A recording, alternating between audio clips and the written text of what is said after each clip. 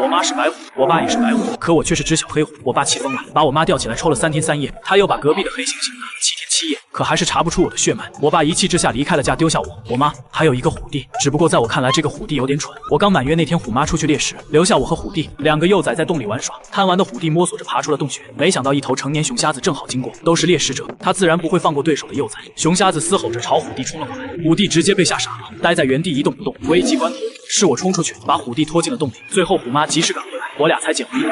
如果不是我外表是虎，靈魂卻是人，或許早就在這危機四伏的森林裡死了。這讓我迫切地想擁有自保之力。到了飯點，虎媽躺在我們面前，敞開肚皮。一開始我很抗拒，但當溫熱的母乳流進嘴裡，一股暖流傳遍全身，我感覺自己又醒了。所以在乾飯這件事上，我比身後那個調皮的虎弟積極多了。經過幾個月的成長，我發現自己跟別的老虎不太一樣。首先是胃口特別大，總有一種永遠吃不飽的感覺。其次是體型，比一起出生的虎弟長得快多了。5個月時我就有40公斤，虎弟才20多公斤。這時我們也開始接觸肉食了。我第一次吃帶血腥味的野豬肉食，一股更龐大的暖流在肚子裡出現，然後湧遍全身，好像吃肉能增長我的實力。1個月後，我們半歲了，虎媽開始教我們捕獵技巧。突然，虎媽目光冷冽，好像發現了獵物。前方出現一群正在吃草的梅花鹿，每隔幾分鐘就有鹿抬頭觀察四周。我靜靜趴着，一邊盯着虎媽，一邊學習經驗。我們母子3虎在下風向，梅花鹿聞不到氣味。虎媽回頭示意我和虎弟待在原地，她借助地形匍匐着向鹿群靠近，幾分鐘就摸到鹿群不到100米的地方。趁鹿群放鬆警惕的瞬間，虎媽如一道閃電隨出，強大的爆發力追上去，一掌把公鹿拍倒，虎口迅速找準位置，一擊毙命。整個狩獵過程不到30秒，虎媽把公鹿拖到我們面前，舔了舔嘴角的血，就後退2步趴下。這是讓我和虎弟先吃。虎弟不習慣血腥味，還想低聲找奶吃，被虎媽嚴肅的一掌拍開。虎弟嗚咽着走開，滿臉委屈，而我早就大快朵頤的吃起來了。吃完了自己的那份，還是覺得餓。我壯着膽子往剩下的肉走去，虎媽只是低沉的吼了一聲，就轉過頭去。得到默許，我把公鹿的下半身全吃光了，同時一股更龐大的暖流從腹部升起。我不知道這股暖流是什麼，但每次流過全身，我就渾身是勁。接下來幾天，虎媽在洞前空地上跟我們打鬧，通過這種方式訓練我們的狩獵和防身技巧。日子就這麼悠閒又嚴肅的過着。直到有一天，我們母子3虎狩獵回來，聽到一陣渾厚又恐怖的虎嘯在林間傳開，那是一頭陌生的雄虎。虎媽立刻緊張起來，跳上高處觀望，同時探查四周的情況，而虎弟還停在原地，嚇得渾身發抖。自從陌生雄虎出現，我一夜沒睡好，第一次感受到來自外界的巨大威脅。虎媽為了我們的安全，開始巡視周圍幾百公里的領地，這是個非常危險的信號。一連幾天，虎媽都不讓我們跟着出去。幾天的巡視，沒再發現陌生雄虎的蹤跡，虎媽這才放下心，又帶我們出去狩獵。直到有一天發生了不同尋常的事，狩獵途中遇到一頭體重超過300公斤的公熊，只不過它已經被吃的只剩頭顱和骨架，屍體旁邊有清晰的巨大虎掌印，這印證了那頭陌生雄虎的實力。虎媽緊張地上前查看，就算她要殺這頭大公熊，也得付出重傷的代價。可四周卻沒有那頭陌生虎受傷的痕跡，我心裡一涼，要是我們母子遇上它，肯定活不下來。為了安全，虎媽只好帶着我們走向一片陌生的山林。或許是迫於那頭雄虎的壓力，虎媽催着我們不停趕路，可越怕什麼就越來什麼。一聲響亮的虎嘯在林間響起，虎媽不敢耽擱，心裡壓着一股巨大的壓力。她知道有東西追上來，很可能就是那頭沒露面的雄虎。現在我們能做的就是盡量拉開距離。就這樣，我們狂奔了2個小時，剛衝出一片茂密的草叢，到了開闊地。虎媽最先反應過來，猛地躍出2、3米，擋在我們身前，同時發出凶悍至極的虎嘯。只見前方2、300米處一頭威武、體型巨大的雄虎，早已等在那裡。看體型和毛色，它剛成年不久，正值巔峰，體重保守超過270公斤。虎媽雖然比一般雌虎大，但在這種體型的雄虎面前，根本保不住2隻幼虎。它必須做點什麼。虎媽試探的低吼，看能不能嚇跑對方。可對面的雄虎不但不退，反而從容不迫地朝虎媽走來。它似乎想先跟虎媽交流。一雌一雄，2頭成年虎就這麼對峙着，氣氛緊張到了極點。我躲在草叢裡，時刻關注局勢，想着怎麼破局。下一秒，雄虎猛地朝虎媽撲了過去，虎媽毫無畏懼，迎頭而上，厮殺了片刻，虎媽就被雄虎抓住擊落。龐大的爆發力讓他瞬間失去平衡，摔倒在地。只要他再動一下，雄虎锋利的虎牙就會咬斷他的脖子。就在我準備帶着虎弟做最後的逃亡時，不遠處的林中突然傳來一聲充滿怒火的虎嘯，那是另一頭雄虎的叫聲，但在虎媽聽來，此刻卻無比珍貴。隨着一陣疾馳聲，一只體型驚人的東北虎出現了，它渾身彌漫着凶威，比打倒虎媽那只更強壯、更霸道，渾身湧現出難以抑制的殺意。是虎爸！虎爸憤怒極了，面對傷害妻兒的兇手，這怎麼能忍？下一刻，虎爸雙目微眯，龐大的身軀猛地發力，如一道閃電朝那頭陌生雄虎撲去。看着2頭猛獸搏命厮殺，我才體會到成年雄虎的可怕。你來我往，雙方互有損傷，但虎爸靠着體重和經驗，漸漸占了上風。陌生雄虎的一只眼睛被虎爸抓瞎了。就在雙方即將再次厮殺時，那頭瞎眼虎瞬間轉身，猛地朝我和虎媽這邊撲來，一爪子把我拍開，然後夺路而逃。我感覺全身都快裂開了，誰都沒想到他會逃跑。另一邊，虎爸邁着沉重的步伐跑過來，看了我一眼，眼裡閃過一絲柔情和自責。如果他能直接殺了那家伙，他的孩子就不會遭罪了。這場戰鬥也讓虎爸受了些傷，好在補充養幾天就好。不知道過了多久，我從昏迷中醒來，只覺得渾身身被一股暖流包裹，傷勢在快速恢復。可相比之下，虎媽的情況更嚴重。对動物來說，重傷似乎只能聽天由命。虎媽也意識到自己快不行了。我試着調動體內的神秘能量給她，卻發現根本控制不了。抬頭看了看四周的森林，我忽然想到一個辦法，或許能找到治療內傷的中草藥人。能用的大部分藥，動物其實也能用。現在正值初夏，雨水充足，很多中草藥都在發芽生長。要是能找到上了年份的野山参就好了。虎爸這片領地動植物還算豐富，沒一會兒就找到了2顆小人參。虎媽吃了人參，傷勢果然好轉了。於是虎爸開始帶我和虎弟出去獵食，鍛鍊了半個月，我不僅更強壯結實，速度和嗅覺也提升了，甚至能聞到30公里內的所有氣味。終於我開始了第一次獨自捕獵。按照虎爸教的經驗，我挑了個最佳的狩獵地，在離洞穴10公里外找了個略微凸起的小山坡，這裡視野開闊，雜草又高又密，不容易被發現。我趴在草叢裡等着，一波又一波的小動物在小溪邊來了又走，最後來了一群野豬，我就下定了決心。野豬繁殖能力強，除了成年野豬，其他的我能应付。這群野豬裡有3隻成年野豬，首先要做的就是把它們引開，趁野豬群放鬆警惕。喝水時我從草叢一躍而出，幾頭成年野豬反應最快，帶着小豬仔開始跑。我早就預判了它們逃跑的路線，身體躍出草叢，直撲四散的小豬仔。它還想急轉彎耍花招，但看過動物世界的我怎麼會被騙？在它轉彎的瞬間，我順勢一口咬下，正好對上撞來的豬仔，血腥味瞬間在嘴裡蔓延，把死掉的獵物甩一遍。我又去追其他的，幾個來回收穫不小。在撲殺的過程中，我能感覺到全身肌肉和骨骼的變化，不僅變強韌了，速度也提升了，反應比別的動物快了好幾倍。這些變化很可能就來自體內的神秘能量，要是能一直用這能量強化自己，等真正長大，力量和速度簡直不敢想。就在我叼着豬仔回去的路上，前面草叢突然傳來陌生的氣味，數量還不少，緊接着竄出來幾隻灰狼，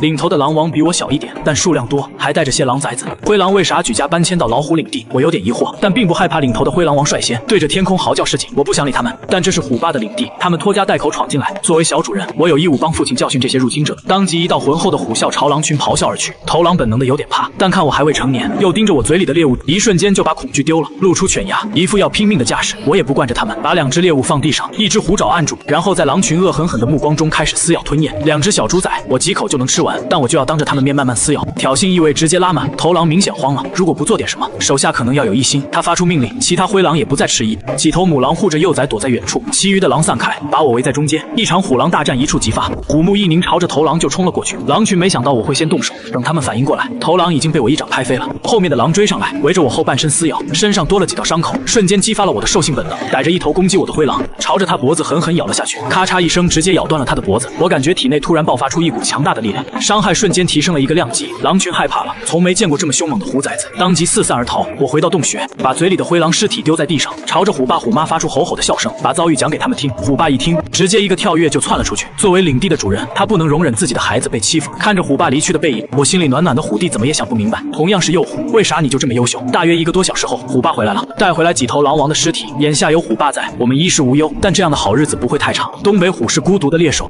也是頂端的王者，就算是養育我們的母親，也會在我們成年時毫不猶豫地將我們驅逐。傍晚，虎爸虎媽漸漸入睡，我悄悄從洞裡走了出來。下一刻，小虎弟也跟了過來。走着走着，到了一處空曠的草叢，突然傳來一陣古怪的叫聲，前方正有一只靴子在抓雪兔。按理說老虎的領地不該有巨騎灰狼這種獵食者，但幾天之內接連遇見，難道森林裡發生了什麼變故？或許是時候提醒虎爸巡視一下領地了。回到洞穴，虎爸嗅了嗅我帶回來的尖淺毛髮，頓時大怒，一掃之前的慵懶，變得霸氣十足，有些迫不及待的就去巡视領地了。我思索片刻，跟了上去，已經有些累的小虎弟也强撐着身體跟來。虎爸的領地很大，没個10天半月巡視不完。看着虎爸邁着悠閒步伐，從容不迫地走在叢林裡，讓我見識到了什麼是王者氣概。虎爸用尿液呲在粗大的樹幹上，標記領地，同時警告入侵者，這是有主人的。就這樣沿着領地邊緣走到下午，虎爸也有些累了，剛找了陰涼地方趴下休息，前方突然傳來一聲有力的吼叫。虎爸目光深邃地注視着前方，好像察覺到了什麼，站了起来。下一刻，一只體型中等、花斑皮毛的豹子出现，6只虎眼凝视着一只花豹。对面的花豹明顯慌了，轉身朝後面發出短促的警報，氣氛異常緊張。花豹通常是群居的，不多時又來了5只，他們似乎以為數量多到可以讓虎爸害怕，但他們低估了虎爸維護領地的決心。他們還犯了一個致命錯誤，永遠不要試圖挑釁一個帶娃的父親，哪怕是為了在孩子面前的形象，虎爸也絕不會退縮。一聲虎嘯，直奔對面的5只花豹而去。虎爸沒有第一時間攻擊，因為我和虎弟是他的軟肋。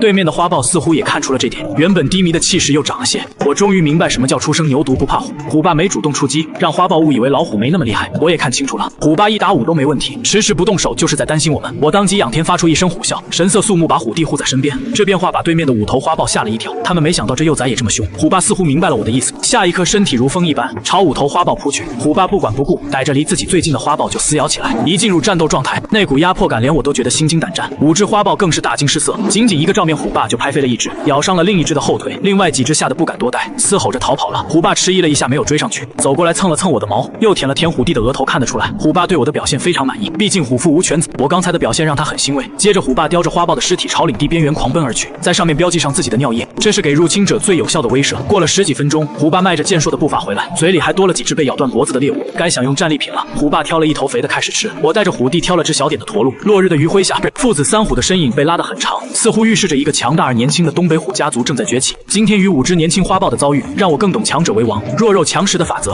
現在能過上無憂無慮的生活，全靠虎爸庇護。但總有一天要離開，我必須盡快提升實力。又過了一夜，虎爸帶着我們繼續巡視領地。這一路走來，邊界線被破壞的不算太嚴重，但粗略一數，領地邊緣被入侵的跡象也有20多處。這個數字讓我有些擔憂，一定是臨近領地出了什麼狀況，才讓那些生物不得不遷徙。再往前走就是虎爸洞穴的方向。出來幾天，我竟有種游子盼歸家的感覺。回到虎穴，虎爸叼着路上抓的梅花鹿，走到虎媽面前放下，有些討好的意味。我也明白，虎爸確認了領地安全，虎媽也要帶我們離開，回我們自己的家。但離開虎爸，光靠虎媽養活我和虎弟，恐怕吃飽都是問題。是時候獨自去磨練狩獵技巧了。前世作為釣魚愛好者，我深知打窩子的重要性。這片領地最多的是野豬，對付這種肉多、數量多還不太聰明的家伙，打窩子最簡單有效。我刨了20-30斤根莖食物堆在一處，然後趴在叢林裡靜靜等着。前世為人，今生為虎，懂得用智慧，這才是一只讓人畏懼的東北虎。不多時，一群野豬在公豬帶領下，畏畏縮縮地朝着幼兒走來。他們也沒客氣，吭哧吭哧地吃了起來。我鎖定一個目標，匍匐着快速接近，距離足夠近時，猛地從埋伏地竄出。沒理成年野豬死死追着一只50-60斤重的。這頭野豬知道自己跑不過，開始用假動作。第一次虛晃一槍，讓我有點措手不及，差點失去平衡。等我調整好，重新加速，他已經逃出一段距離。按東北虎的習慣，這種獵物就該放棄，但我有神秘能量支撐，不在乎體能消耗，嗷的一聲加速，又追了上去。追出去幾公里才把這頭野豬拿下。回到虎穴時，虎爸虎媽他們已經睡着了。第二天，虎媽帶着我們離開了。虎爸趴在洞穴裡沒有出來送，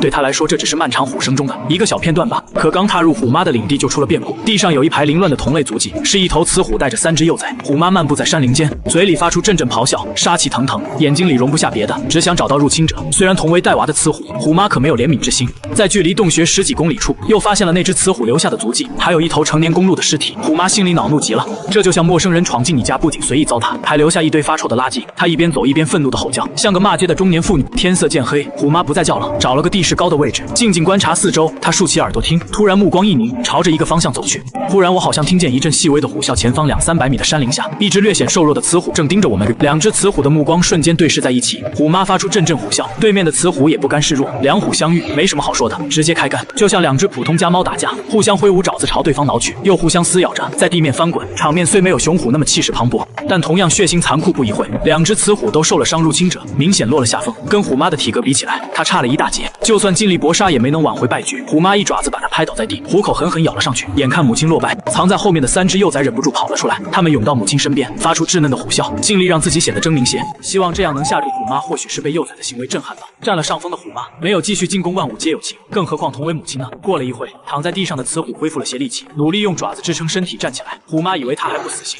眼神又變得凌厲起來，準備再次進攻。可入侵者似乎知道反抗的下場，在虎媽的注視下，竟然趴了下去。虎媽的神色鬆懈下來，既然對方放下了王者的尊嚴，他不會對他和他的孩子下死手，但驅逐出自己的領地那是一定的。虎媽親眼看着對方離開領地，才放鬆下來。今天這一幕讓虎媽心裡警惕不已。這只入侵領地的雌虎，要不是在戰鬥中被奪去了領地，就是雄虎出了意外，光靠他一個很難獨自養大3隻幼崽。就算虎媽手下留情，他们也撐不了幾天了。接下來我每天除了陪虎媽巡視領地，就是等母親帶回吃的。只要順利熬過今年冬天，等來年我就能算得上真正的老虎了。每當夜晚，我就會出去偷偷鍛鍊身體，學着前世夜跑晨跑的計劃，還多攀爬樹木鍛鍊4肢的肌肉和爆發力。途中遇到野山參，也會毫不客氣的來上一顆。當然，我鍛鍊時也經常拉着虎弟一起。而就在這時，虎媽領地邊緣，一個強壯的虎影緩緩踏過而來。是虎爸，他越過了自己的領地來探望我和虎弟來了。就在虎爸蹭我毛髮表示親昵時，我驚訝地發現他的胸肋處有一道爪痕留下的疤痕，這應該是另一頭雄虎留下的。後來虎爸說出了原委，跟他領地相鄰的那只地主虎被另一只成年雄虎殺了，還佔據了領地，所以之前才會有那麼多生物倉皇逃竄。我猜之前那只入侵的雌虎可能就是失去了雄虎和領地，才來虎媽這找食物。虎爸似乎已經跟那個新來的打了一架，現在商議好就急忙趕來，明顯是擔心那家伙來找我們麻煩。畢竟虎媽再厲害也打不過一頭雄虎。爸帶着我們在虎媽的領地裡巡視，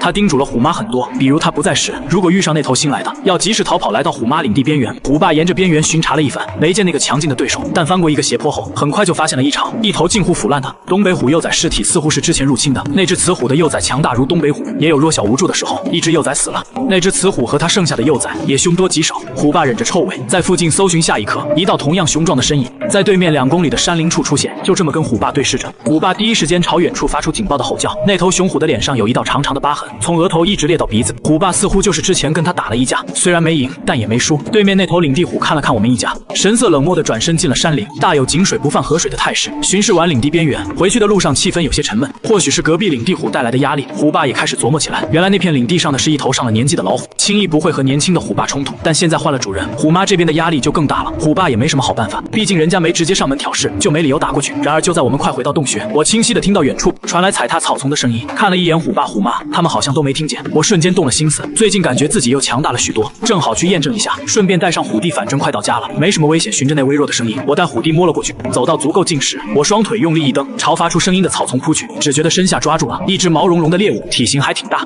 低頭一看，驚呆了，竟是一只骨瘦如柴的小老虎，還是前幾天跟着他母親闖進領地的那只。不知道他怎麼又跑回來了。虎弟可沒想那麼多，在他看來，這只小老虎就是入侵者，他要學虎媽那樣一口咬斷他的脖子。我眼疾手快攔住了虎弟，心中忽然浮現出一個特殊的想法，我帶着虎弟往後撤，直到消失在小老虎的視野裡。在小老虎身後幾百米，一個岩石構築的山洞裡，還有一只同樣瘦弱的小白虎，旁邊躺着他們已經死去的母親。僅僅不到2周，原本的百獸之王一家就淪落到了這種地步。看了一眼四周的叢林，我做出了一個大膽的決定，我要資助這2只入侵者的幼崽。畢竟我雖是虎身，靈魂歸根結底還是人類。至於他們最後能不能活，或者被虎媽發現後會不會被殺，就交給命運吧。虎弟被我的舉動嚇壞了，他不知道該做什麼，要不要去告訴父母。不過回到洞穴後，虎弟沒有告狀，而是尋了個角落獨自生悶氣。他實在想不明白哥哥為什麼要去幫入侵者。天亮後，虎爸準備回去了，他也有自己的領地要守。接下來的日子，我便每天不斷的練習。漸漸的，我甚至可以單獨成功獵殺一些體型較大的動物，配合着體內的神秘能量，再加上時常嗑幾片野山參，現在的身體已經開始变得強大起來。在狩獵和生存這一塊，我覺得自己需要學的東西還很多。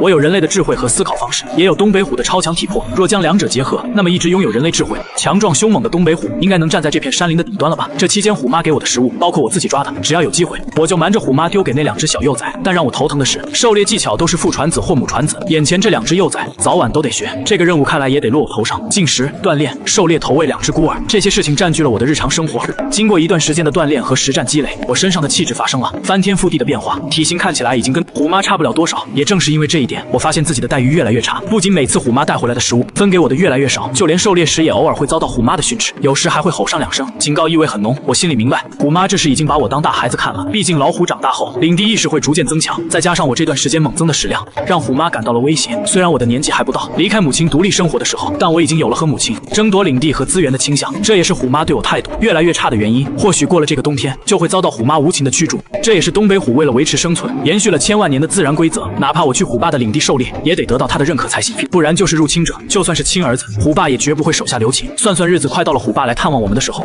我打算這次就跟虎爸聊聊這個問題。畢竟虎媽這片領地的小型獵物已經很少了。於是之後，每當我獨自出去狩獵時，都很識趣地跑到距離洞穴30公里之外的地方。沒想到危險也隨之而來。當我拖着一只駝鹿屍體往回走時，沿途散落的血腥味被風吹散四處，一只巨大的黑熊聞着味就追了上來。好巧不巧，還是虎爸教訓過的那只。這玩意可不是我現在能招惹的。但看着自己辛苦幾個小時才抓到的獵物，就這樣放棄，實在捨不得。眼看着黑熊的身影越來越近，我急了，鬆開咬住的獵物，朝着黑熊追來的方向就吼了一嗓子。或許是畏懼我的虎嘯，再加上我接近成年虎的體型，竟真的讓黑熊停在原地不動了。不過我卻犯了個大錯，在震懾住黑熊後，我又咬起獵物繼續走，這行為反而引起了黑熊的好奇。畢竟哪有老虎畏懼黑熊，還放棄自己領地上食物的？看着這一點，黑熊便判斷出眼前這頭東北虎有些畏懼，很可能是剛成年的。面對如此龐大的肉食，黑熊最終還是追了上來。我回頭一看，愣住了。剛才還猶豫的黑熊竟然站了起來，朝我發出嚎叫，挑釁，這是赤裸裸的挑衅。我鬆開獵物，毫不猶豫地發出吼叫回應，這關乎一位未來王者的尊嚴。可這樣一來，也讓黑熊更加確定，我就是一頭剛成年、沒經驗的老虎。在他看來，這是天賜良機。我也絲毫不懼，全身的肌肉瞬間爆發出強大力量，朝黑熊撕咬過去。雖然一口咬住了黑熊的腹側，卻也挨了他一巴掌。不過我並未受傷，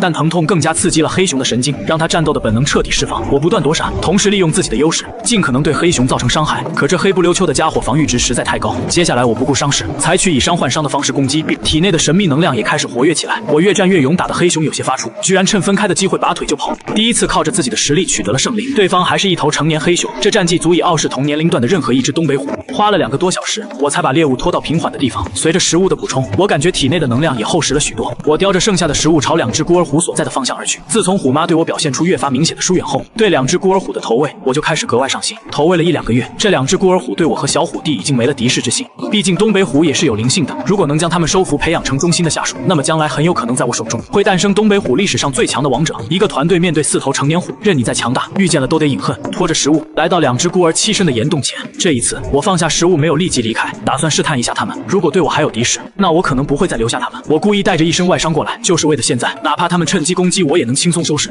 當2只小虎看見洞口的食物以及不遠處受傷的我，他們直接越過食物，徑直來到我身前，發出焦急的吼聲，其中一只還用舌頭不斷舔着我身上的傷口，感受着2個小家伙的動作。我知道自己餵的不是白眼虎，然後我裝作用盡全身力氣把他們推向食物。單純的2只蠢猛虎，哪裡見識過什麼叫人間險惡？見我受了這麼重的傷，還惦記着他們，當即低下頭就往我身上蹭，簡直輕極了。獲得了他們的好感和信任，再保證食物將他們養大，將來我組建東北虎最強戰隊的想法就有了實現的可能。我一次次把他們推向食物，2個小家伙才去撕咬獵物吃起來。為了好區分，我給他們取名叫虎大和虎二。如今我拼死一戰也只能傷到黑熊，還不能像成年虎一樣殺死他。這也意味着，除了那些大型猛獸不能招惹，遇到花豹之類的中型獵手也能正面硬剛了。就在這時，虎弟叼着一塊肉跑了過來，虎大虎二看向虎弟的眼神雖然不算敌視，但也說不上多親近。我頓時決定讓幾個小家伙一起訓練一下，培養團隊感情，免得以後內訌招呼3個小家伙。來到山林中一個隱蔽的峽谷，開始了對他們第一次正式訓練，一直到天黑，他們累趴下才停下來。雖然這段時間我不再吃虎媽供應的食物，但隔3差5還是會回洞穴周圍一趟，觀察虎媽的動向，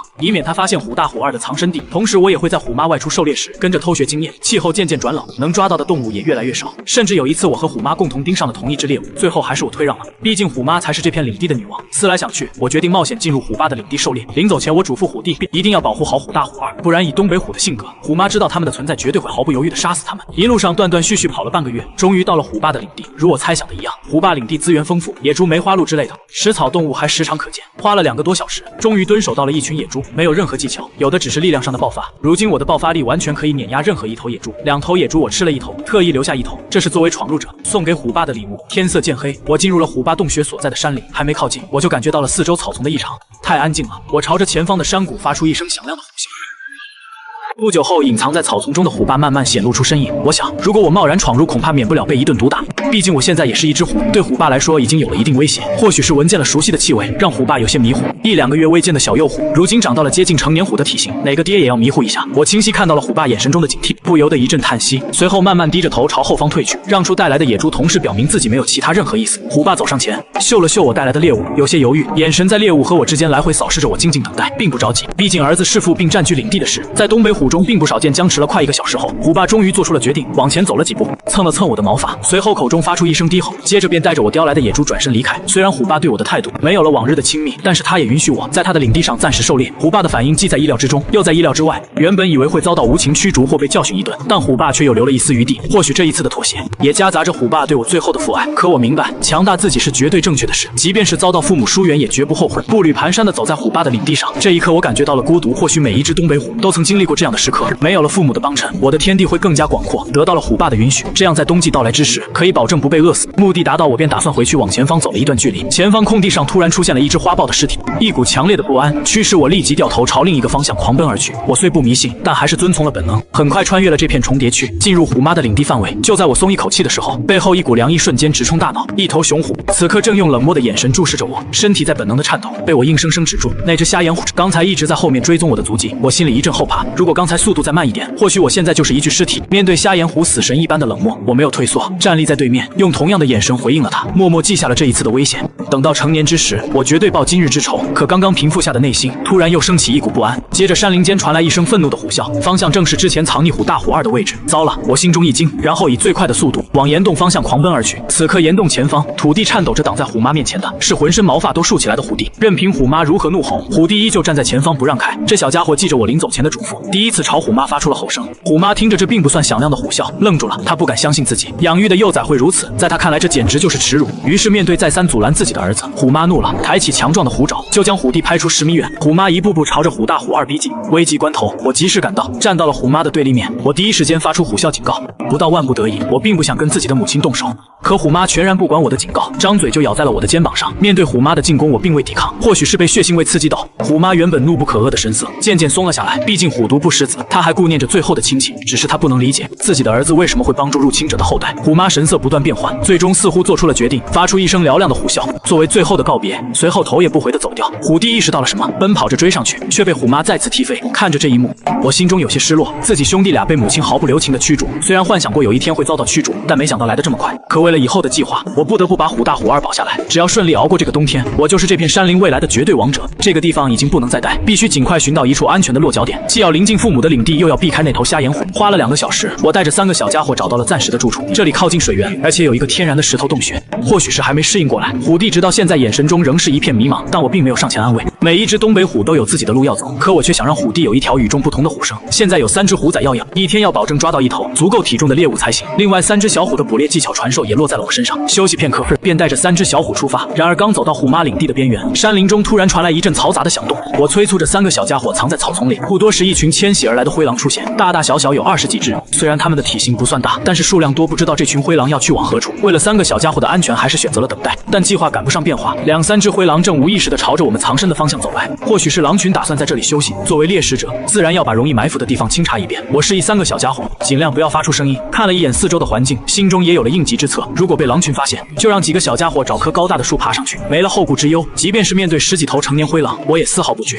幾頭灰狼朝前走了幾步，忽然停了下來，似乎是聞見了令他們恐懼的氣味，四肢開始不受控制的顫動。見狀，我便知道藏不下去了。還沒等灰狼發出嚎叫，示警，我就率先發起了攻擊。既然被發現，作為東北虎就要主動出擊。灰狼頓時發出一連串的嚎叫，然後迅速團結在一起防禦，仗着數量優勢頻繁發出警告聲，企圖將我嚇退。我口中發出一聲響亮渾厚的虎啸，除了頭狼還比較鎮定，其他的灰狼都有些慌了。頭狼呲咧着牙齒，也沒有退让的打算。可惜這頭狼到死也想不到，我是一頭擁有人類靈魂的東北虎，根本不會按套路出牌。我直接衝入狼群，朝着頭狼發動攻擊，一爪子將頭狼拍飛，我便止住了腳步，畢竟也不想被一群灰狼圍攻。見狀，灰狼群再也不敢待下去，夾着尾巴往四周逃走了。蹲在樹上等候的3個小家伙也從樹幹上滑了下來。在他們看來，我比一頭成年虎還勇猛，眼睛裡滿滿的崇拜之色。我低吼一聲，目光注視着灰狼群遠離的方向。不知為何，心中又升騰起一股危機感。自從遷徙到這塊地域之後，我就發現四周的獵食者和獵物都有些出奇的多。我打算主動出擊，學着父母的舉動，在這片小區域裡巡視一番，然後驅逐那些跟我搶奪食物資源的中小型獵食者。回到洞穴趴了一會，補足了精神，看着這片還不屬於自己的領地，心中升騰起一股雄心壯志。從現在開始就要為自己今後的王者之路做鋪墊。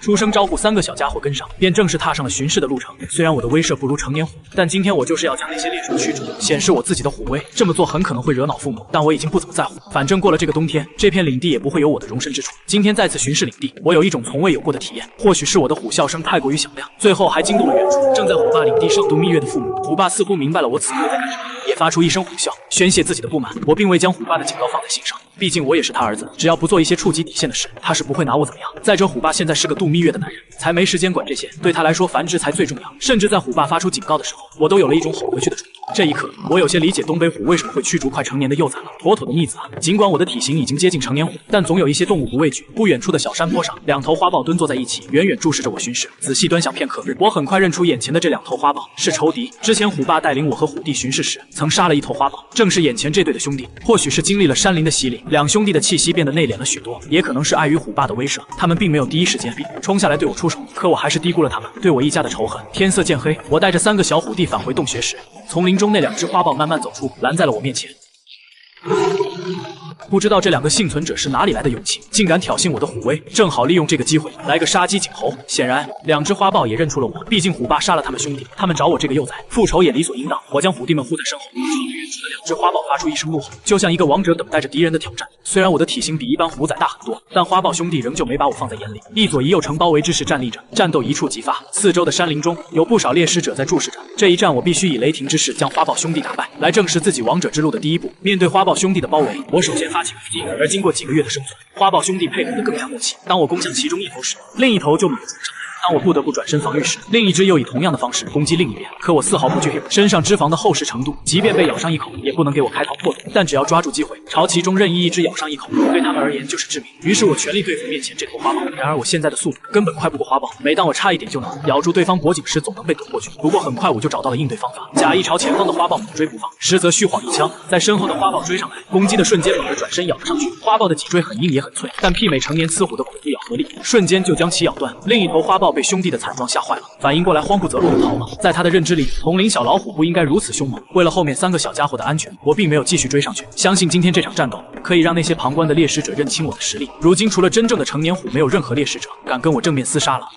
解決了這裡的小問題，我帶着3個虎弟繼續上路巡視。就在這時，在空氣中嗅到了一股熟悉的氣味。朝遠處的山坡望去，虎爸的身影再次出現。這一次他沒有再對我發出任何聲音，只是深邃而威嚴的眼眸遠遠地看着我，仿佛在傳遞着什麼。或許這是一種認可吧。然而就在山林邊緣，正要進入虎媽領地時，不遠處的山林中又響起了另一頭雄虎的吼叫聲，是一頭完全陌生的雄虎的聲音。過了幾分鐘，山林的另一個方向又傳來一聲雄虎的虎啸，第二頭陌生的成年雄虎，我心中也多了幾分緊張和不安。也正在此时，一道熟悉的更為渾厚的虎啸聲同樣在遠處響起，似乎在回應一般。我終於鬆了一口氣，有了虎爸這只正直壯年的雄虎坐鎮，其他的外來雄虎是不敢貿然前來侵犯領地的，除非在戰鬥中虎爸沒打過對方，但這不可能。在體型和力量這一塊，虎爸穩穩站在了如今這一批成年雄虎的頂端。猶豫了一下，我還是決定先繼續沿着領地邊緣前進，一是尊重虎媽的地主權利，另一方面我也想看看那頭剛來的成年雄虎，這應該也是一只剛成年的流浪者，正在到處尋找可以入主的領地，或是來到有地主的領地邊緣，发出虎啸挑衅一下。如果对方不回應，或者顯示出年老力衰，那麼他就會直接趁虛而入。若是能親眼看看那頭陌生雄虎，判斷一下實力，也能為以後做打算。越往前走，不安的感覺就越濃厚。很多時候老虎的第六感異常精準，於是我讓小虎弟帶着虎大和虎二從另一個方向走，我則朝着虎嘯傳來的方向而去。果然剛走了不到2公里，透過樹木間的空隙就看見了那頭矯健的成年虎，我心中頓時升騰起一股強烈的戰鬥慾望。或許是察覺到了什麼，這頭虎警惕地朝我這個方向看了過來，甚至走過時經過了我藏身的地方。對方雖然剛成年不久，但無論體重還是力量以及咬合力都要比現在的我強幾分。此刻一腔熱血衝上去幹架，明顯是不明智的選擇。按捺住心中的戰鬥慾望，注視着他從眼前走過，只要再給我半年時間，這片森林中我將無敵。此時我完全沒有察覺到，不知不覺間，我的戰鬥慾望越來越強烈，反而不像一個人了。虎媽最近着急和虎爸再生一胎，因此她的領地最近都是我在捕獵，供養我和3個虎弟足夠了。這天，正當我帶着3個小家伙傳授捕獵技巧時，不尋常的情況出現了。位於3只東北虎領地交叉的區域，一道道虎啸聲如同海浪一般朝着山林席捲而來。那虎嘯聲中夾着憤怒，靠着敏銳的聽覺，我還聽到了其他細微的聲音，立馬確定這是2頭雄虎打起來了。我當即精神抖擻，急速跑了過去。我太興奮了，爭奪領地這樣的場面我還沒見過，今天正好湊個熱鬧，開開眼界。跑了10幾公里，站在高處，可以清晰地看見打鬥的場景。鄰近的動物被這恐怖的虎啸聲嚇得四散飛逃，一頭正是之前看到的那頭剛成年的東北虎，而另一頭也並不是虎爸，恰恰是和虎爸和平相處、統領着相鄰區域的那頭成年虎。或許是那頭流浪者見識過虎爸，相對比之下，他選擇了挑戰看起來實力不如虎爸的這只地頭虎。2頭雄虎像人一樣後退成地站立着，互相用爪子挠對方的上半身。不一會，雙方身上都布滿了血跡。後來僅憑爪子已經不足以顯示王者風範，2頭雄虎又開始撕咬起來，武打的就是一個狠字。在東北虎中，一般都是最慘烈和凶猛的，雙方幾乎很少有認輸或者投降的舉動。夜幕漸漸落下，2頭雄虎經歷了最開始的互相傷害，現在的他們就是在煎熬着，誰最先耐不住露出破绽，迎接他的就只有致命一擊。同時他們也知道，四周的山林中站滿了旁觀者，在見證對方慘敗的情況下，也更能彰顯自己的權威。雖然双方都受了傷，但沒有任何獵手輕視他們，反而露出了敬畏的目光。熬了半個小時左右，林地虎最先承受不住體力的消耗，再加上前腿的傷勢，讓他身軀輕微搖晃了一下。儘管他第一時間糾正了，但還是被對手抓住。這個細微的機會，隨着一道虎影撲去，剛成為領地虎沒多久的那只被流浪者壓在了身下，沒有任何懸念。即便是同為東北虎，也承受不住其他成年虎的咬合力。勝利者誕生了，剛穩定下來的領地再次落到了這頭年輕的雄虎身上。眼前這頭失敗的東北虎，生動地詮釋了失敗者的下場。所以我一直以來都在苟着，積累實力，等到足夠雄壯的時候，便會走上自己的王者之路，一路挑戰不同的領地虎，然後成為王中之王。我要比虎爸更強大，統治更廣袤的山林，學着人類一樣成為東北虎的王者，一個個打服他們，再給他們分封領地，聽從自己的命令。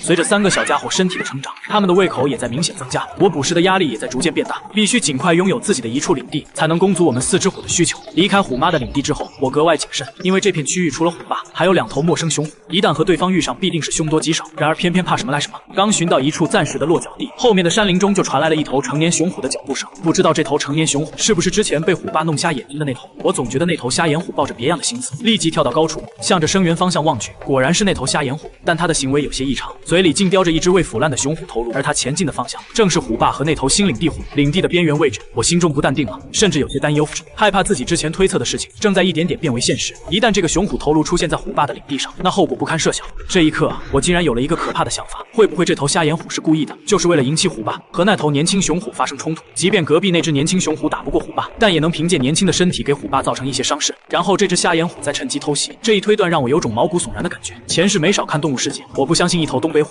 還能玩出去虎吞虎的計謀。為了驗證心中的猜想，我偷偷遠遠地跟上瞎眼虎，眼睜睜看着他進入了虎爸的領地。然後過了大概10幾分鐘，他走了出来，那個雄虎的頭顱已經不見了，現在很有可能就在虎爸領地上的某個山林裡。可以想到，一旦這被巡視的虎爸發现，那麼2個鄰近的領地虎之間必定會爆發衝突。可我又不能直接告訴虎爸這是瞎眼虎幹的，絕不能看着對方算計虎爸。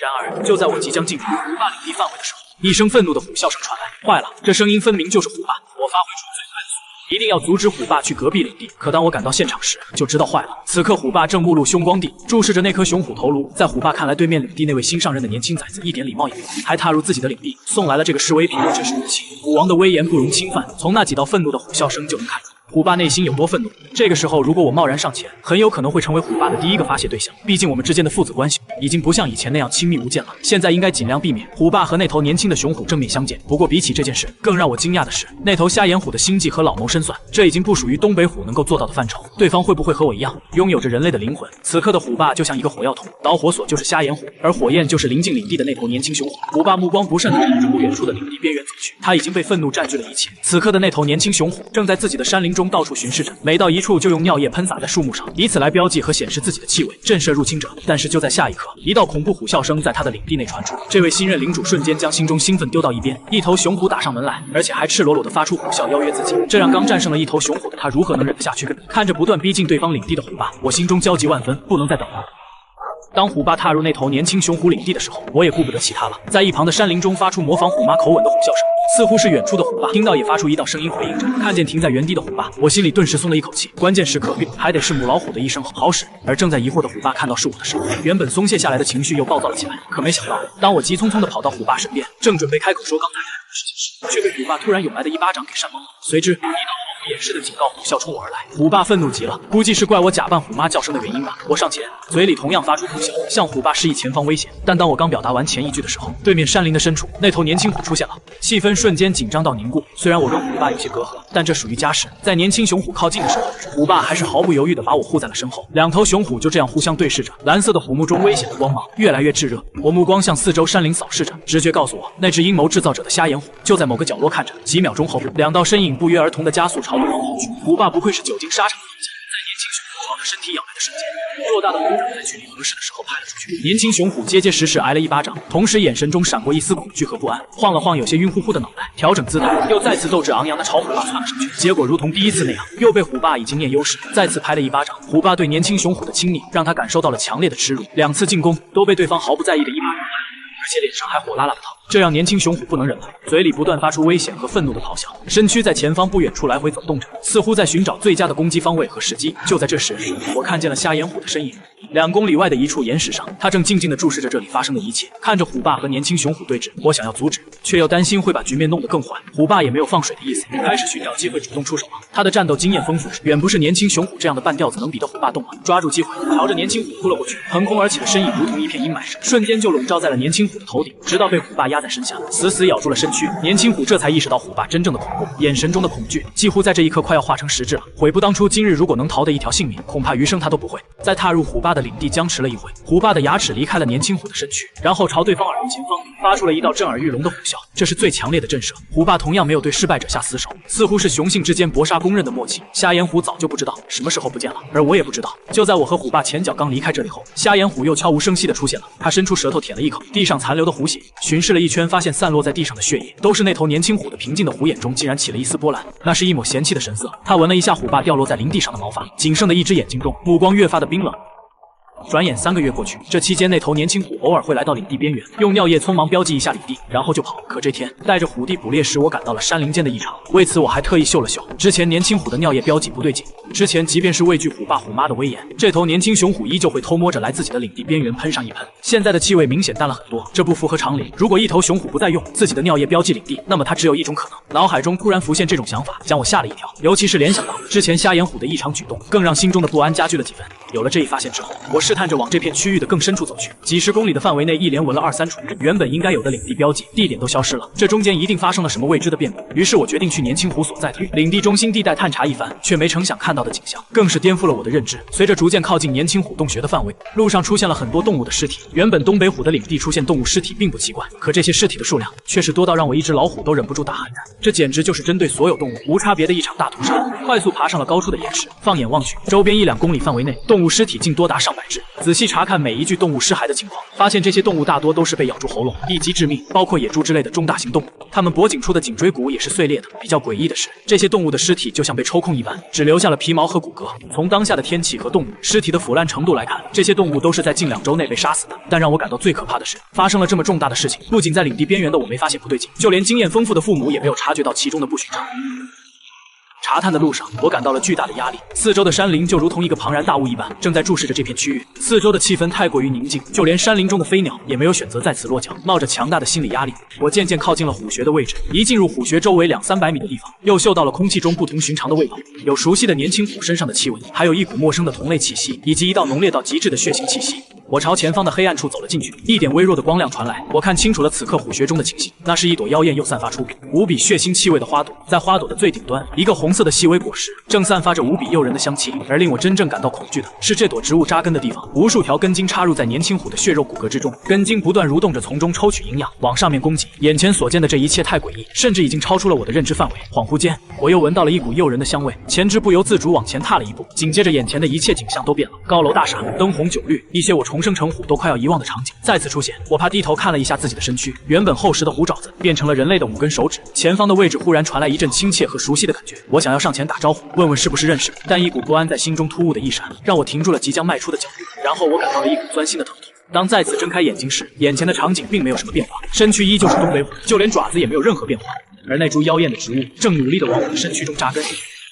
此時已經破開了虎爪位置的皮毛，接觸到了內部的血液。再抬頭看虎穴前方的角落裡，原本還能發出微弱痛苦呻吟的年輕虎，此刻已經變成了屍體，慘狀和洞穴外面的那些動物一模一樣。反應過來，我下意識地用虎爪去扯這株植物的根茎，沒想到一用力之下，竟沒能扯斷。隨後我又一口死死咬住它的根茎，口中利齒開始發力，強忍着惡心，用力地擠壓着上下頜，咀嚼着口中被咬住的植物。突然，身體中升騰一股溫熱的感覺，來不及多想，我只想快些逃離這個詭異而恐怖的地方。由於虎爪位置被一根須扎了進去，導致現在想甩也甩不開。最終我乾脆用力一甩，拖着整株植物就這麼跑出了虎穴。強忍住心中的不適，直到跑進虎媽領地範圍後才停了下來。回想着剛才吞噬一點這種妖豔植物的感覺，我再次一口咬了上去，隨後一股濃郁的香味瞬間充斥了整個口腔，詭異植物的質感突然变得硬如石頭。而就在這時，我體內那股神秘力量猛然湧現，一瞬間僵硬的植物支離破碎，隨着植物身體中流露出來的甘泉滑入肚腹之中，體內的神秘能量瞬間變得躁動起來，以比平時還要活躍10倍的狀態，不斷在全身上下游走。我能清晰感覺到身體正在發生的變化，這玩意體內的液體竟能夠讓體內的神秘能量大量增加，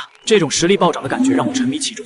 而此時，那頭瞎眼虎悄悄來到了剛才的虎穴中，不過很快他就察覺到了不對勁，讓他迷戀的紅色植物不見了。他在虎穴的四周搜尋着，然後慢慢發現了一些蛛絲馬跡，同類的味道。隨後瞎眼虎順着氣味慢慢追了過去。顯然瞎眼虎最近的消失跟這株植物脫不了關係。這個時候我也將植物完全吞進了肚子。這強化後的身軀，不僅鼻子和耳朵辨別的區域更加遙遠，就連速度和力量也增加了一大截，完全達到了可以媲美普通成年雄虎的地步。就連我自己也沒有發現，在奔跑的過程中，身軀發生了很多不尋常的變化，似乎是進化，一種特殊的異樣的感覺在身體中蔓延開來。慢慢的，我察覺出自己的狀態越來越不对勁，不敢在山林中做過多的停留，速度极快的朝着落腳的洞穴狂奔而去。可一股類似酒醉般的眩暈感越來越強，短短幾公里硬是壯烈了幾十棵樹。而在後方追來的瞎眼虎看到這片景象，卻絲毫不感到驚訝，似乎他之前也經歷過這樣的變化。又往前追了7-8里距離，瞎眼的神色有些複雜。這一刻他確定了我身份，站在山林間沉思了片刻，還是放棄了往前方繼續追蹤的念頭。即便那株植物是他冒着生命危險帶出來的，同時力量上也得到了很大的強化，但眼下他依舊沒把握能打得過。回過神來後，2個小家伙甚至覺得正在爬行的植物有幾分好看，往前走了幾步，拉近距離觀察起来。小虎弟也只是剛開始被這玩意嚇了一跳，然後也對它產生了濃厚的興趣。而就在這時，一雙強壯有力的大爪猛地朝前方拍下，植物的根須差幾厘米就要觸碰到小老虎的身上。關鍵時刻，我的虎掌拍下救了他一命。我感覺自己的腦袋依舊有些眩暈，剛一睜開眼睛，就模糊間看見了前方的景象，然後毫不猶豫地抬起了虎爪猛拍下。但是巨大的動靜也讓我愣了一下，明明我只是抬起虎掌朝下輕輕用力一拍，自己的爪子就映入泥土10幾公分了。我既驚訝於自己虎爪的力量，也同樣驚訝於這植物流露出的那甘泉液體。看來這液體對增強實力有着巨大的好處。從看見這株植物的時候，我就意識到這並不是一個簡單的世界，或許在未來還會有更加不可思議的事情發生。為了能變得更加强大，我現在必須抓住每一分機會，而這株植物或許就是我的機遇。看了一眼完全被拍平在泥土中的植物，我用爪子勾起地上的它，然後讓3個小家伙離遠一點，來到之前丟棄動物屍骨的地方。我找來一塊野豬腿骨，將植物放了上去，沒什麼變化，植物還是如同乾枯了一般，裝死。我能感知到這玩意還有生命力存在，現在的樣子都是裝出來的。我不言走近了一些，然後輕輕磨起了剛煥然一新的虎齒，赤裸裸的威脅。以我如今的體型，再加上大幅增长的力量，樣。如果真的像之前那樣咀嚼這株植物，恐怕它真的会被虎牙給撕裂成碎片，然後吞吃下去。蹭一聲轻響過後，植物瞬間柔軟變直，然後在我的威脅下，全身的根須輕快地扎根在了野豬腿骨上方。我仔細觀察着它的狀態，它的根須很輕鬆，就能穿透堅硬骨骼，然後深入其中汲取它所需的養料。聯想到之前的畫面，我心中也警惕起來，也不知道這玩意兒除此之外還有沒有其他的手段。如果出现在這片山林中，對所有動物來說都是一場災難。三個小家伙不理解哥哥為啥剛才還躺在地上，身上發出怪聲，嘴裡還爬出奇怪的東西，然後又突然醒了過來，做出如此奇怪的動作。他們小跑着過來，圍在哥哥身邊，然後看着這奇怪的一幕。我扒拉開三個好奇的小家伙，然後看着植物的變化。原本頭頂的紅色果實，此刻已經快消失不見了，全身拇指粗細的茎幹也萎縮了許多，看起來病懨懨的根須扎入野豬腿骨之後，一點點熒光從根部不斷匯聚而來，然後一層層往上匯聚，最後全部匯入了頭頂的果實中。我觉得這株植物就是通過汲取其他生物的生命物質，然後凝結成頭頂的果實，實現自己的進化。這一幕讓我有些茫然，難道這片山林又要發生翻天覆地的變化了嗎？我变異後的雙眼已經不再是單純的黃色，而是泛着一絲猩紅，此刻緊盯着植物看，危險而恐怖，還真是機遇與風險並存啊。我感嘆一聲，然後發出警告，讓三個小家伙離這株植物遠一些，自己則往遠處的山林奔跑而去。不過10幾分鐘時間，我就叼着一只被我咬死的野兔回来了。看了一眼遠處那株植物，竟然沒跑掉，依舊扎根在已經沒有營養的野豬腿骨上面，此刻正隨山風輕輕搖曳着細弱的身軀，活像一個成精的小妖精。我上前將死去的野兔丟在他身旁，不等我有下一步動作，他就非常自覺地將根須移了過來。僅僅7、8分鐘時間，一頭7、8斤重的野兔就被他吸光了生命物質，似乎這樣的生活跟之前並沒有什麼差別，走到哪都有的吃。植物意識湧動，然後身軀微微搖晃，有些討好的低伏在我面前，然後伸出了一根根須橫在我面前。下一刻，植物的根須處一滴針眼大小的青綠色液體湧現，掛在半空中。我明白了，這滴青綠色液體或許就是先前那頭野兔全部的生命物質。不過這一次我卻沒有伸出舌頭舔食，看了一眼身後的三個小家伙，出聲叫來了小虎弟。按照哥哥的命令，小虎弟伸出舌头，植物根須上的青綠色液體滴落而下，濃郁的清香味道瞬間充斥小虎弟的口腔，然後瞬間沒入他的身軀，融入血液，開始流入身體其他地方。不過向前走了幾步，小虎弟的身軀就有些搖搖晃晃，還沒走到我身邊，就砰的一聲摔倒在了地上。我緊張地上前探望，呼吸還算平穩，只是暫時失去了意識。我放下心來，守候在一邊。而植物在分泌出這滴青綠色液體之後，身軀也蔫了幾分，似乎對他來說這也是一個不小的負擔。這一次我看明白了，一滴肯定不是他的極限，之所以如此虛弱，也有裝給自己看的意思。我不由得感嘆，這玩意兒簡直不像一株植物，更像一株成了精的植物，甚至還能懂得一些人情世故，也懂得裝弱和偽裝，把牆頭草演绎得淋漓盡致。如果這一幕被瞎眼虎看到，或許會更加憤怒。憑什麼他提供了那麼多養料，才得到這玩意的幾滴生命物質，而且還要像求大爺一期待他的施捨？我知道這株植物的出現意味着什麼，會對這片山林產生怎樣的影響，但我卻明白，這或許是新的世界開啟的標誌，我必須提前做好準備。突然出現的變化打亂了我原本的計劃，在一旁緊盯着小虎弟，確認沒有其他危及生命的變故之後，我放鬆了下來。在等待了2個小時後，小虎弟才暈乎乎地睜開了眼睛，有些不適應這個過程。我沒來得及仔細觀察一番，就準備繼續狩獵去了，叮囑3個小家伙，讓他們離這株植物遠一些。後我又繼續往山林去了，雖然身體經歷了一些變化，而且過程很痛苦，但是收穫也是挺大的。至少現在我就能感覺到自己身體中蘊藏的巨大力量。冬天已經來臨，我不僅要為3個小家伙提供食物，還要想辦法為這株植物也提供一些養料，讓它多生產一些那種甘甜液體，至少也要足夠3個小家伙進化的量才行。在等待小虎蘇醒的過程中，我也發現了那種青綠色的甘甜液體對生物的身軀強化有着巨大的促进作用。如果大量或者長期服用，甚至能夠打破基因限制，进化成另一種更高層次的生命。我的心更加熱切起来，奔馳在山林中的速度更快了，甚至已經能做到一躍突出6、7米的距離。在山林中嘗試過後，我看着一巴掌踏出的籃球般大小的坑洞，也是對自己現在的實力有些難以估量。而且這一次的收穫可不僅僅限於力量和速度的增加，還有我视力、聽力等等的感知能力也有了大幅度提升，身體素質的全方位提升，讓我有些喜不自禁。靠着我現在的實力，即便是遇見其他的成年東北虎，我也有抗衡甚至打敗對方的實力了。我一邊想着，同時也準備為那株植物提供足夠的養分，產生的青綠色生命物質也讓3個小家伙陸續吞噬，讓他們也能夠盡快成長起來。如果後期還有富裕，我還考慮將這些向虎爸虎媽傾斜。